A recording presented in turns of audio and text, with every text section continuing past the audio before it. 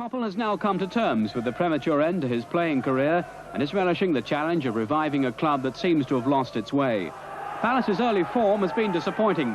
In contrast, Birmingham in the darker shirts have begun well. The confidence of 3 straight wins evident early on. Robert Hopkins helping to create a chance here for Martin Cool. Then after 10 minutes, Hopkins, so often in trouble last season, shows he can make headlines for the right reasons too. A stunning shot that takes a deflection and Birmingham are ahead. Palace frankly make little impression on Birmingham's defence for the rest of the half. The nearest to an equaliser, Jerry Murphy's effort that Tony Coton does well to save. Birmingham begin the second half as they started the first. Hopkins again reveals his pace, but not the finish to match. Within minutes, though, Birmingham do increase their lead. Defender Pat van den Houw breaking down the left, provides the cross, and in comes Wayne Clark, who resembles so closely his brother Alan, even the wave's the same. What few inspired moments there are from Palace come from former Everton winger Alan Irvine. His skill creates several openings. This one ends in somewhat unsavoury fashion. 2-0 to Birmingham is the final score. 4 successive wins equals their best ever start to a season.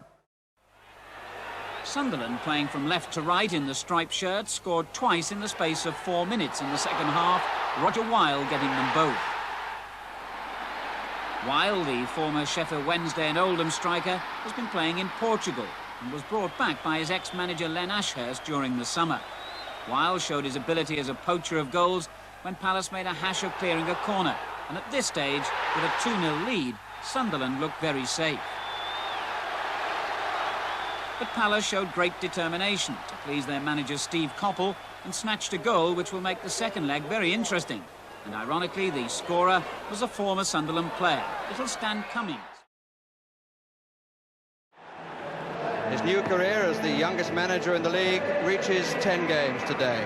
And after 1 point from their first 4 games, his side at Crystal Palace seemed to have settled down with 2 wins and a real chance against Sunderland in the second leg of the Milk Cup.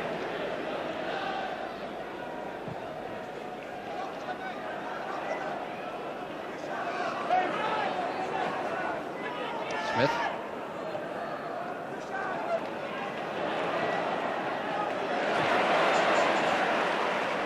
Jerry Murphy got caught by that challenge, but I think it was somewhat his fault. He wasn't as wholehearted as he might have been. Wilson. Must be by Smith, then is. 4 players around the 6-yard box for Crystal Palace. Locke, Cannon, White and Sparrow, as well as the goalkeeper. And Wilson finding Gordon Smith, who really had all the time in the world and took most of it, before opening the scoring with his 4th goal of the season.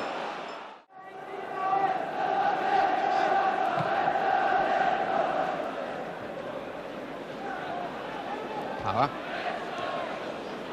Wilson. Murphy. A bit of space here for Irvine. 2 against 2 in the middle.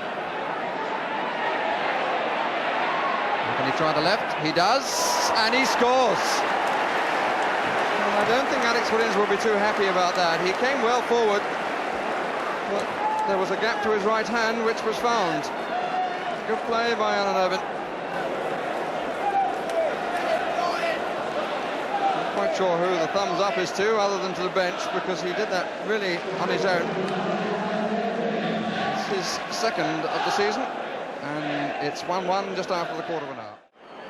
Jim Ptolemy has come on to replace Tony Cunningham with 20 minutes left. Ptolemy, who scored 15 times last season, hasn't found that form this. Hasn't yet started a game.